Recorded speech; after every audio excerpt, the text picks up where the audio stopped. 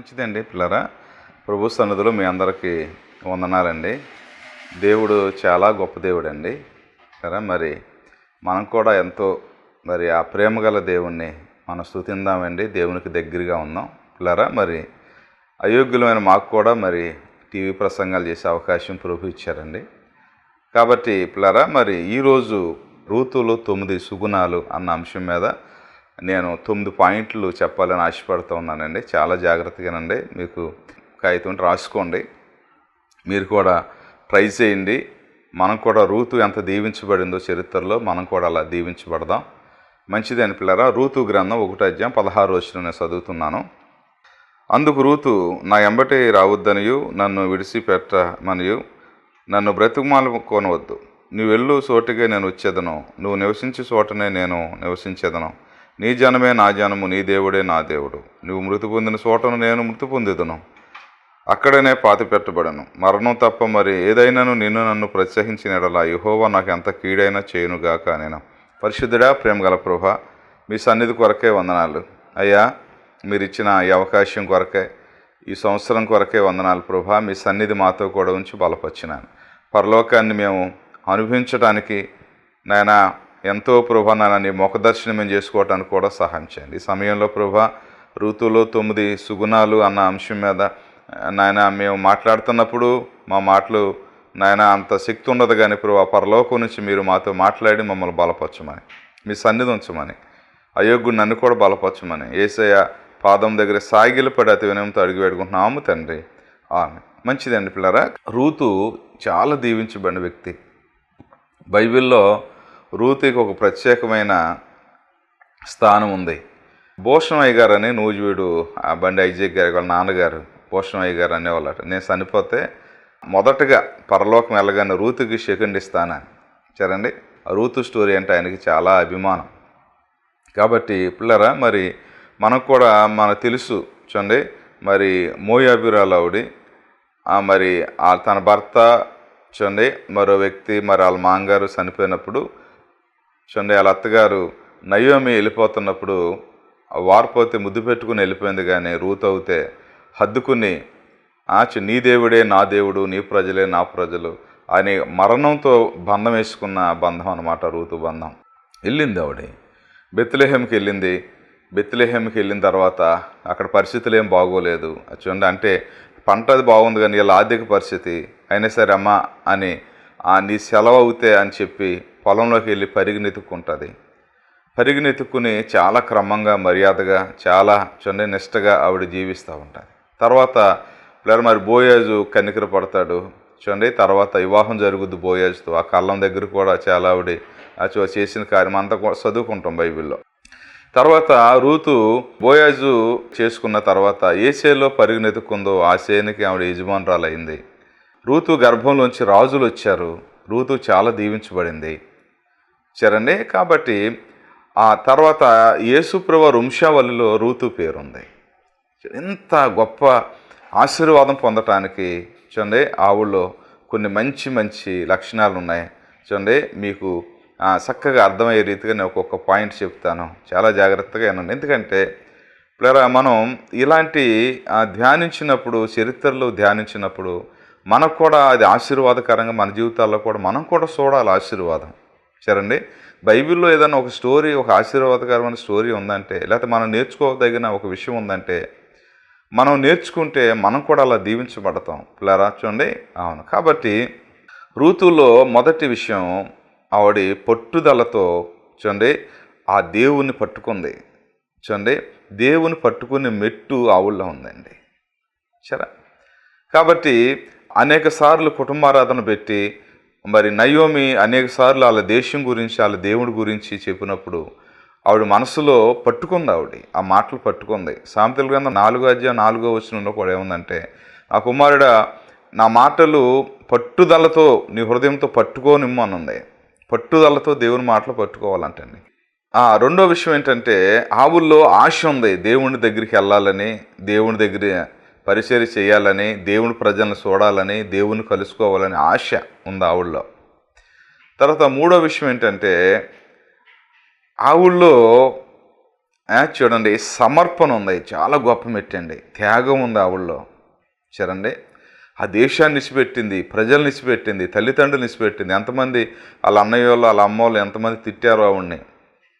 నువ్వు అక్కడికి వెళ్తావేంటి, ఆ ఎదవరాలు వెనకాల వెళ్తావేంటి, నీకు అక్కడ ఏమీ లేదనే కదా వాళ్ళు వచ్చింది అని చాలా బలవంతం చేసుకుంటారు. త్యాగం చేసిందండి. ఈ త్యాగమే ఆవిడకి ఎక్కువ మార్కులు పడినాయి. సరే, కాబట్టి పిల్లరా, తర్వాత 4వ విషయం ఏంటంటే, ఆవిడ కష్టపడే మనసు ఉంది. పిల్లరా, ఆవిడ చేలోకి వెళ్ళి కష్టపడి పొద్దున్న సాయంత్రం వరకు కూడా పరిగెనెత్తుక్కుని చూడండి, ఆవిడ ఎంతో చూడండి వాళ్ళ అత్తగారిని పోషిస్తూ చూడండి తను పోషించబడుతూ ఎంతో దేవునిగా గణపరిచింది. కష్టపడే తత్వం ఆవిడలో ఉంది. 4వ విషయం. పిల్లరా, 5వ విషయం ఏంటంటే, ఆవిడలో పరిశుద్ధత ఉంది. చాలా ఇంపార్టెంట్ విషయం అనమాట. చూడండి, ఆవిడ ఎకిలిగా ఎవరితో మాట్లాడలేదు. తన శరీరాన్ని చూపించుకోవాలని, తన శరీర ఆశలు తీర్చుకోవాలనే పొలంలో ఏమీ కూడా లేవు. చూడండి, ఆవిడ చాలా నిష్ఠగల వ్యక్తి, భక్తిగల వ్యక్తి. చూడండి, ఆవిడ చాలా పరిశుద్ధురాలు. కాబట్టి పిల్లరా, చూడండి, చాలా ఇంపార్టెంట్ విషయం అనమాట అది. కాబట్టి తర్వాత 5వ విషయం, ఆవిడలో విధేయత ఉంది. సరే, కాబట్టి ఆవిడలో విధేయత, అత్తగారు చెప్పిన మాట ఆవిడ ఎన్నడూ కూడా జవదాటలేదు. విధేయురాలు. సరండి, చాలా విధేయురాలు.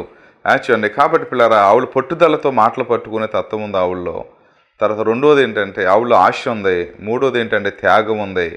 4వది ఏంటంటే, ఆవిడలో కష్టపడే మనసు ఉంది. 5వది ఏంటంటే, పరిశుద్ధత ఉంది. 6వది ఏంటంటే, విధేయత. విధేయురాలు, ఆవిడ చెప్పిన మాట వినేది. పిల్లరా, అవును. తర్వాత 7వ విషయం ఏంటంటే, విశ్వాసం ఉంది. ఏమైనా సరే దేవుడు నన్ను కూడా దీవిస్తాడు, ఏమైనా సరే దేవుడు నాతో కూడా ఉంటాడు, దేవుడు నన్ను బలపరుస్తాడు, చూడండి నాకు సహాయం చేస్తాడన్న విశ్వాసం ఉంది ఆవిడలో. సరేండి, కాబట్టి పిల్లరా, తర్వాత 8వ విషయం ఏంటంటే, ఆవిడలో చూడండి కృతజ్ఞత ఉంది. సరే, చాలా చూడండి కృతజ్ఞత ఉంది. తన బిడ్డ పుట్టిన తర్వాత ఆ నయోమి విడిచిపెట్టలేదండి. ఎంతో కృతజ్ఞతకు తన బిడ్డకు దాదీగా ఉండాలని, ఆవిడే పోషించాలని, ఆవిడే మరి చక్కగా మరి చూడాలని కృతజ్ఞత హృదయం ఆవిడలో ఉంది. సరే, కాబట్టి పిల్లరా, చూడండి 9వ విషయం ఏంటంటే, ఆవిడలో చూడండి ప్రేమ ఉంది. చూడండి, ఆవిడ ఆ ప్రేమతోనే చూడండి చక్కగా ఆవిడ ఎంత సెట్ అయిందో, ఎంత దీవించబడిందో. చూడండి, ఆ ప్రేమతోనే తన గర్భాన్ని ఎలా దేవుడు దీవించాడో. చూడండి, కాబట్టి పిల్లరా, చూడండి ఎన్ని మంచి లక్షణాలు ఆవిడలో ఉన్నాయి. 9 మంచి లక్షణాలు ఉన్నాయి ఆవిడలో. సరే, కాబట్టి పిల్లరా, చాలామంది చూడండి ఆ దేవుని మాటలు వింటారు కానీ పట్టుకోలేరు రూతులాగా. నిజమమ్మా, మా దేవుడు ఇజ్రాయేల్ దేవుడమ్మా, యెహోవా తండ్రి అమ్మా, ఎలుగై ఉన్నాడమ్మా, ఆయన సముద్రాలు పాయలు చేశారమ్మా, నదులు పాయలు చేశారమ్మా, ఆయన దైవజనుడు మోషే గారు ప్రార్థన చేస్తే మన్నా కురిపించబడిందమ్మా 40 సంవత్సరాలు. చూడండి, తర్వాత చూడండి అగ్ని స్తంభంలో, మేఘ స్తంభంలో దేవుడు కాపాడాడమ్మా, మాతో మాట్లాడాడమ్మా, మా పితరులు ఇలా నడిచారమ్మా. ఆ మాటలు చాలా పట్టుదల. అబ్బా, ఎంత గొప్ప దేవుడైనా, ఎంత మంచి దేవుడైనా ఈయన పట్టుకోవాలి, ఆయన్ని నెతకాలి, ఆయన కావాలి పట్టుదలతో. పిల్లరా, చాలామంది చూడండి మనుషులు దేవుని దగ్గరికి వచ్చి దేవుని మాటలు వింటారు కానీ పిల్లరా ఆ మాటలు పట్టుకోలేరండి. ఆ మాటలు పట్టుకోలేరు. చూడండి, ఆ మాటలు పట్టుకోలేరు. కొన్ని లోకం మాటలు పట్టుకుంటారు, లేకపోతే మా అత్తగారు ఇలాగంది, ఆ మాటలు పట్టుదల ఉంటుంది. కానీ లేకపోతే పలానా వాళ్ళు చర్చిల్లో పలానా ఆవిడ ఎదుగు ఇట్లా నన్ను చూసిందని అటువంటి విషయాలు పట్టుకుని దాచుకుని బాధపడుతూ ఉంటారు. కానీ పిల్లరా దేవుని మాటలు పట్టుకోలేరండి. చూడండి, మందిరంలోకి వెళ్ళినప్పుడు దేవుడు తప్ప నీకు మనుషులు కాబడ్డారంటే నీ దృష్టి దేవుని మీద కేంద్రీకరం అవ్వలేదు. ఎవరు కాపాడకూడదు. దేవుని సన్నిధి మనం చూడాలి. మందిరంలో అంత నిగ్రహంగా, అంత పట్టుదలతో దేవుని సన్నిధి, ప్రభువా నువ్వు నన్ను బ్రతికించావు, మరి నిన్ను స్తుతించాలి, నిన్ను గణపరచాలి, నిన్ను ఆరాధన చేయాలి ప్రభువా అని చక్కగా దేవుని సన్నిధి నువ్వు వెళ్ళిన కానించి మొదటగానే నువ్వు వెళ్ళిపోయి చక్కగా దేవుణ్ణి ఆరాధన చేసి ప్రతి పాట నువ్వు పాడాలి. చూడండి, తర్వాత ప్రతి మాట జాగ్రత్తగా వినాలి, ప్రతి ప్రార్థన కూడా నువ్వు ఏకీపించాలి. నువ్వు ప్రభువుతో చాలా సహవాసం చేయాలి, అప్పుడు ఉంటుంది. కాబట్టి పిల్లరా, నువ్వు దేవుని అలా నువ్వు ఆరాధన చేయనట్టు అయితే దేవుడు నీకు కాపాడతాడు, నీకు దొరుకుతాడు. ఆయన ఎలుగై ఉన్న దేవుడు, సజీవుడైన దేవుడు, మాట్లాడే దేవుడు ఆయన. సరేండి. అవును. ఒకసారి తెలంగాణ ప్రాంతంలో ఒక వ్యక్తి చూడండి దయ్యంతో బాధపడుతున్నప్పుడు ఓ సేవకుడు ప్రార్థన చేస్తే దయ్యం బయటకు వచ్చిందంట. సరేండి. ఏంటమ్మా నువ్వు విశ్వాసి కదా, విశ్వాసంలోకి ఎందుకు వచ్చావు అని ఆ దయ్యాన్ని అడిగితే ఆ దయ్యం చెప్పిన మాట ఏంటంటే, విశ్వాసే కానండి చూడండి 3 పాయింట్లు చెప్పిందంట. విశ్వాసే ఆవిడి, కానీ క్రమం ఉండదు, చర్చికి వస్తాం క్రమం ఉండదు. అట్లాగా తర్వాత వాక్యం వినేటప్పుడు సరిగా వాక్యం ఉంది, మెసేజ్లు పెట్టుకుంటాం, ఫోన్లో చూస్తా, లేకపోతే వాళ్ళ శారీస్ వీళ్ళ మనుషులను చూస్తా, సేవకులు వాళ్ళ పిల్లలు ఇటువంటి చూస్తూ ఉంటుంది ఆవిడ. 2వ పాయింట్ అది. 3వ పాయింట్ ఏంటంటే వెళ్ళేటప్పుడు సేవకుల దగ్గరికి వెళ్ళి విధేయతగా ప్రార్థన చేయించుకు వెళ్ళదు ఆవిడలో. కాబట్టి ఆవిడ క్రమం ఉండదు, వాక్యం తినంగా ఉండదు, ప్రార్థన చేయించుకుని వెళ్ళదు సేవకులతో. ఈ 3 విషయాల్లో నాకు దొరికినాయి, అంతగానే ఆవిడలోకి వచ్చానని చెప్పిందంట. చూసారా, పట్టుదలతో మనం ఆరాధన చేసే దేవుడు ఎవరండి? సజీవుడైన దేవుడు, పరిశుద్ధుడైన దేవుడు. నీ తెలుసా, ఆయన సోత్తా ఉన్న దేవుడు.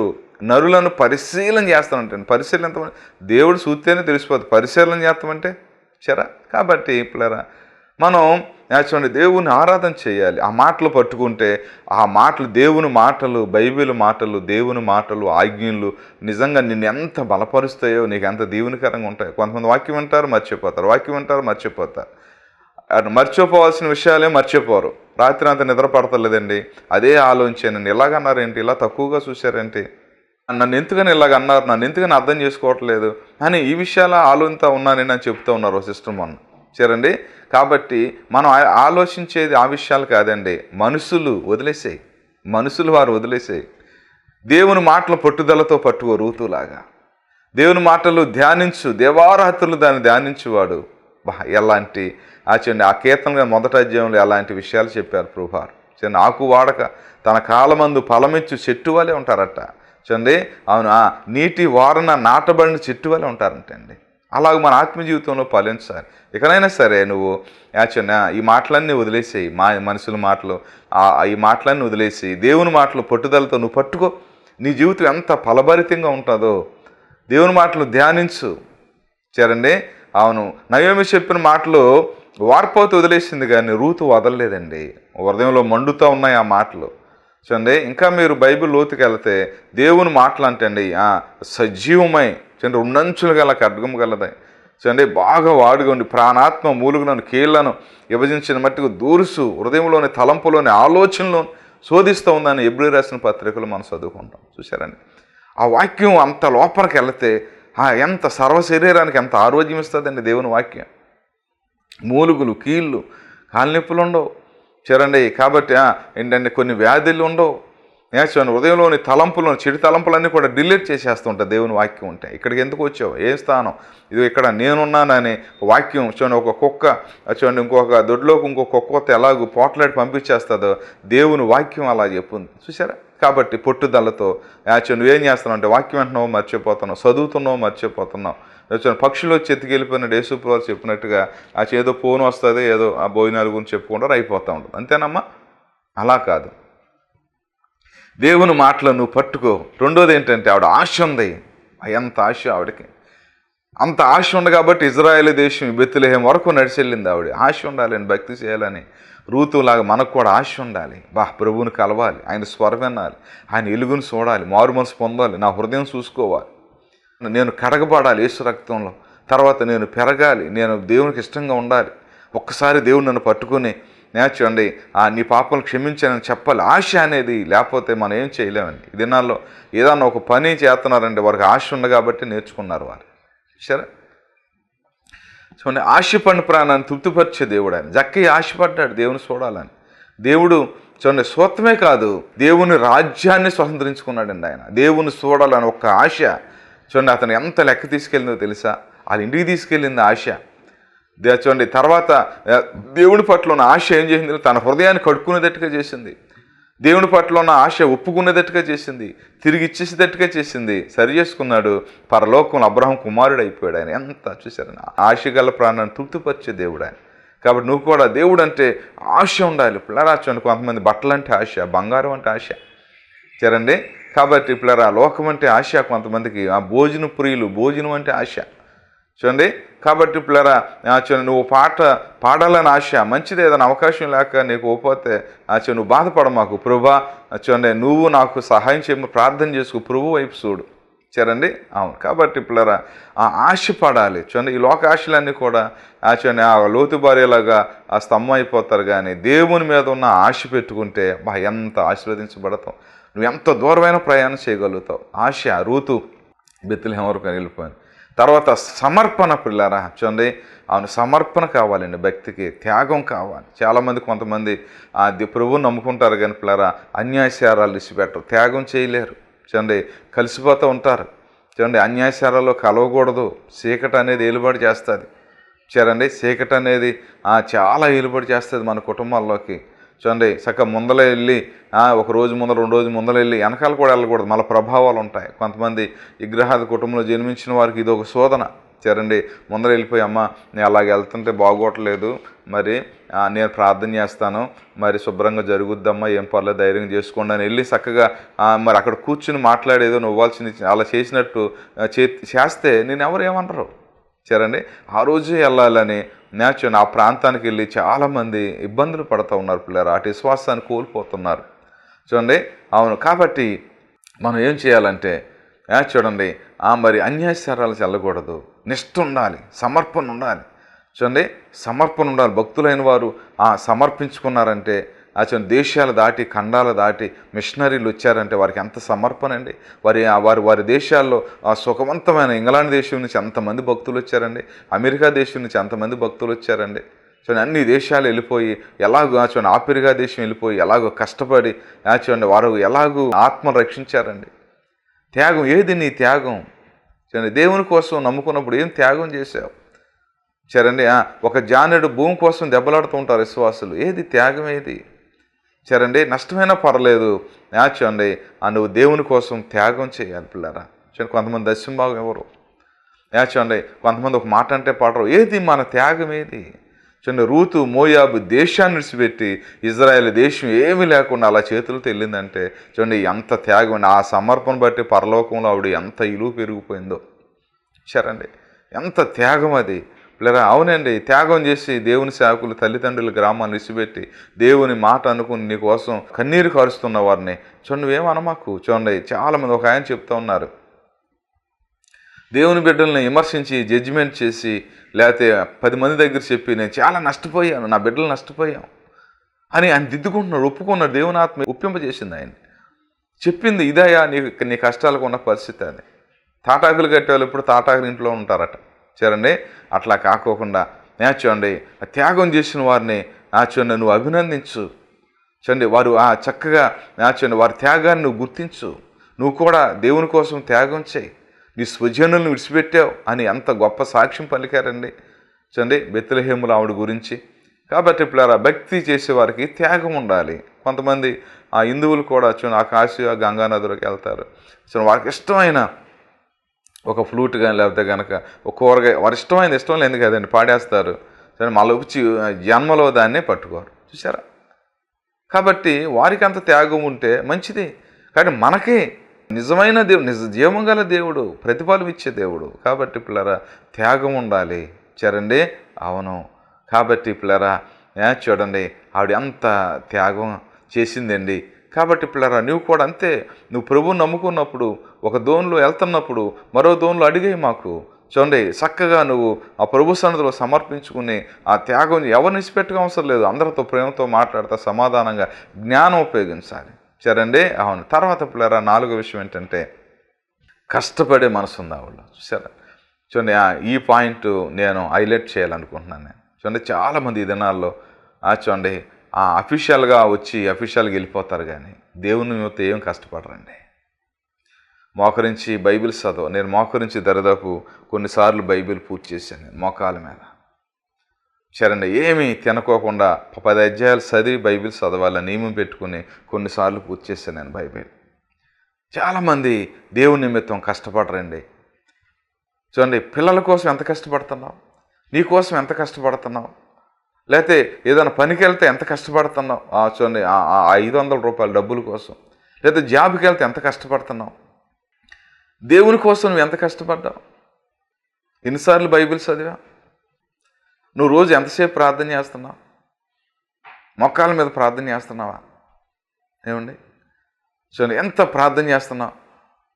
కొన్ని పర్యాలు శిఖారులని, లేకపోతే భోజనాలని, లేకపోతే బిర్యానీ అని, లేకపోతే చూడండి ఎంత సమయం వేస్ట్ చేస్తూ ఉంటారు. దేవుని నిమిత్తం సమయం పెట్టరండి. ఆదివారం ఏదో ప్రార్థన కోసం అఫీషియల్గా వచ్చి వెళ్ళిపోతారు అంతే. చూడండి, దేవుని నిమిత్తం చూడండి ఎన్ని మాటలు పడితే నీ మనసు ఎంత కష్టపడినా సరే పర్లేదు, ఓకే, వాళ్ళ మనసులో వదిలేసే. నువ్వు మాత్రం నీ హృదయాన్ని మాత్రం భద్రంగా కాపాడుకో. పిల్లరా, ఈ దినాల్లో చాలామంది కష్టపడతలేదు, దేవుని నిమిత్తం సువార్త చెప్తులేదు, సాక్ష్యం చెప్తులేదు, ఎక్కడికి వెళ్ళరు. చూడండి, ఆ ప్రార్థనకు వస్తారు కదా, అదే ఎక్కువ అనుకుంటారు కొంతమంది. అవుతే చూడండి, స్వామి సీమల దగ్గరికి వెళ్ళమని బైబిల్ చెప్తుంది. మరి ఆ తిండిమోత్తాను, నిద్రమోత్తాను, ఆ చింపురు గుడ్లకు సాదృశ్యం, ఆయుధాదారుడు వచ్చినట్టుగా అంత బలంగా అంత ధైర్యంగా వస్తాడు మన దగ్గరికి. అపవాది లేమి వస్తుందంటండి, కష్టం వస్తుందంటండి, ఇరుకు వస్తుందంటండి, వ్యాధులు వస్తాయండి మన దగ్గరికి. ఎందుకు వస్తాయి? ప్రార్థన లేక, దేవుని అగ్ని లేక. మీకు అర్థమైందమ్మా? చూడండి, కాబట్టి మోసం హెచ్చుగా తినేవారు సహవాసం చేయొద్దని బైబిల్లో తెలుసా మీకు? సామెతల గ్రంథంలో ఎలాంటి మాటలు ఉన్నాయో. కాబట్టి పిల్లరా చూడండి, ఆ పరిగెనెత్తుకుందండి రూతు, వెళ్ళి పొలంలోకి వెళ్ళిందండి. అందుగతం వచ్చేవారు అదో తెలియదు. చూడండి ఎంత కష్టపడింది ఆ ఎండలో. చూడండి కూలి పని చేసుకున్న వాళ్ళకన్నా అక్కడ ఇల్లు ఉంటుంది, కానీ పరిగెనెత్తుకున్న ఇల్లు ఉంటుంది. అమ్మాయి పక్కన అంటారు. సరే చూడండి, ఎంత బోయాజు వచ్చినప్పుడు చూసింది ఆవిడ. చూడండి, బోయాజు వచ్చినప్పుడు చూసింది.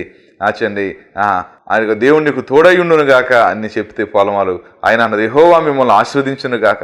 ఎంత బాగుంటాయండి ఆ మాటలు, నాకు ఎంత ఇష్టం ఆ మాటలు. ఏంటి ఇంతవరకు అయిందా పని, ఏంటి చేస్తలేదా పని, ఏంటి చాలా అయిపోద్ది అనుకున్నా నేను అని కేకలేసుకుంటూ రాలేదు ఆయన. యెహోవా మీకు తోడయ్యుండును గాక, యెహోవా మిమ్మల్ని ఆశీర్వదించును గాక. ఎలాంటి మాటలేండి, అదా ఎలాంటి పదజాలండి.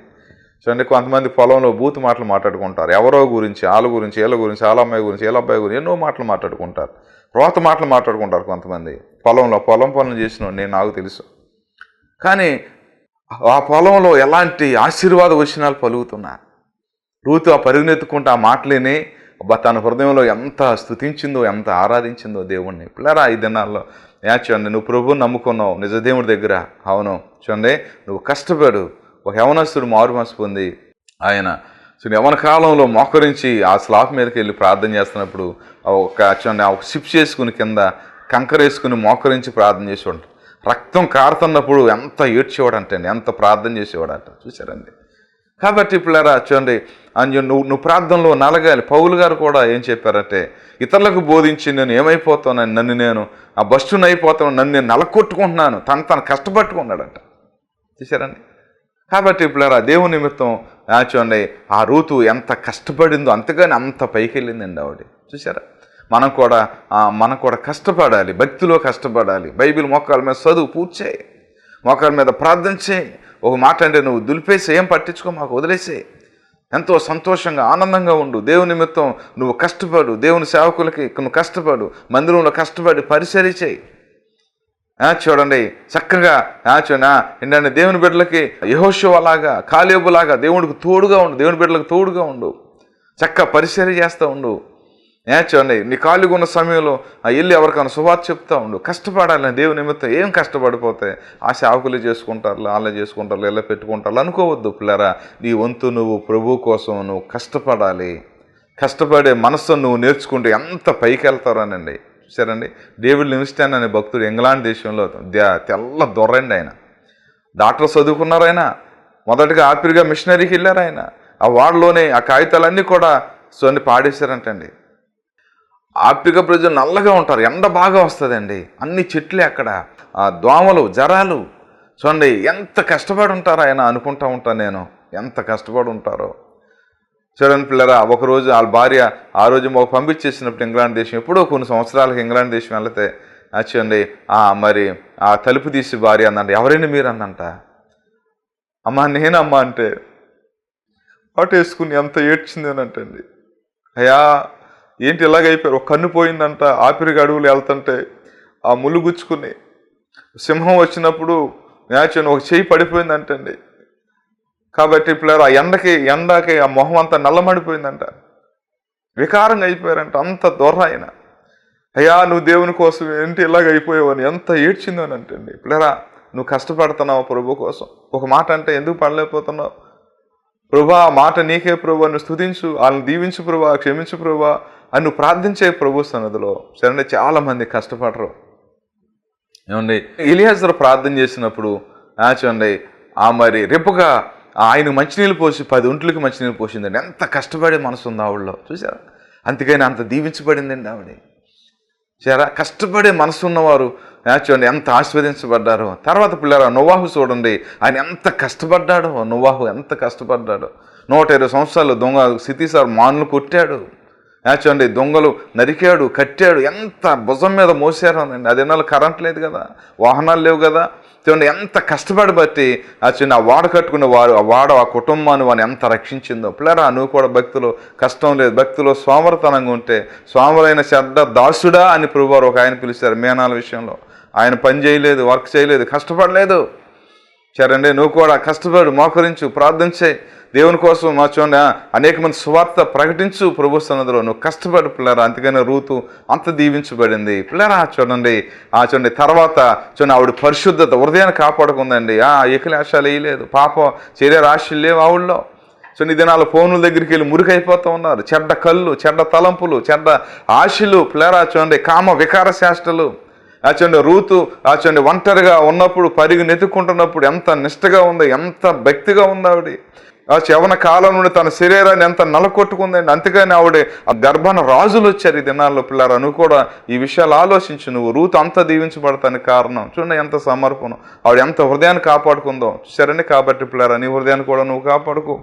చూడండి, నీ చెడు వచ్చినప్పుడు మోకరించి 7 ఉపవాసం ఉండి ప్రార్థించే ప్రభుత్వం నిన్ను కూడా ఒక పరిశుద్ధమైన వ్యక్తిగా చేస్తారు. ఈ దినాలు యవనస్తులు ఎంత కష్టపడాలండి, తన శరీరాన్ని ప్రభువు కోసం ఎలా సిద్ధపరచుకోవాలి పిల్లరా.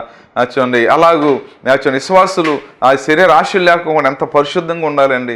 రూతులాగా నువ్వు కూడా ప్రార్థించే మొదలుపట్టి సత్ప్రవర్తన వెనకటి మరి ఎక్కువైందని ఎలాగో కొనియాడబడింది ఆవిడ. ఆ రూతు ఎంత దీవించబడింది. ఆకాశంలో ఒక నక్షత్రం లాగా ఉంది. గర్భంలోంచి రాజులు వచ్చారు. నీ కుటుంబాన్ని కూడా నిన్ను కూడా అలా చేయాలని దేవుడు ఆశపడుతూ ఉన్నాడు. నువ్వు కూడా ప్రార్థన చేసుకో, దేవుని పాదాలు పట్టుకో, దేవుడు నిన్ను దీవిస్తాడు. చిన్న ప్రార్థన చేస్తున్నాను పిల్లరా, మరి మీరు కూడా ప్రార్థన చేసుకోండి. ఎవరు అనారోగ్యంగా ఉంటే మీరు చేయి పెట్టుకొని నేను ప్రార్థన చేస్తాను. ప్రభు స్వస్థపరుస్తారు. ప్రభా పరిశుద్ధుడా, ఈ బిడ్డలను జ్ఞాపకం చేసుకోండి. ఈ రూతులో 9 విషయాలు కూడా విన్నారు ప్రభా. వారు కూడా నేర్చుకుని ఎంతో రూతులాగా దీవించబడటానికి సహాయం చేయండి ప్రభా. మీకు వందనాలు ప్రభా. నాయన వారు చేయి పెట్టుకుని వారు చేయిపోయి మీ చేయి పెట్టి మీరు పొందిన దెబ్బల చేత మా స్వస్థత కలుగుతున్నట్టు స్వస్థత దయచేయండి. గొప్ప రక్షణ బిడ్డలకు దయచేయండి. వారి కుటుంబాల శాంతి సమాధానాలు దయచేయమని యేసు నామమున పెట్టుకుంటున్నాము తండ్రి, ఆమేన్. మంచిది పిల్లారా, ఇంకా మీకు ఏదన్నా ఈ రక్షణ గురించి విషయాలు కావాలంటే, స్వస్థ ప్రార్థన కావాలంటే మా నెంబర్లకు చేయండి. మీరు సహకారంగా మేము ఉంటాం. మంచిదండి, అందరికీ వందనాలు.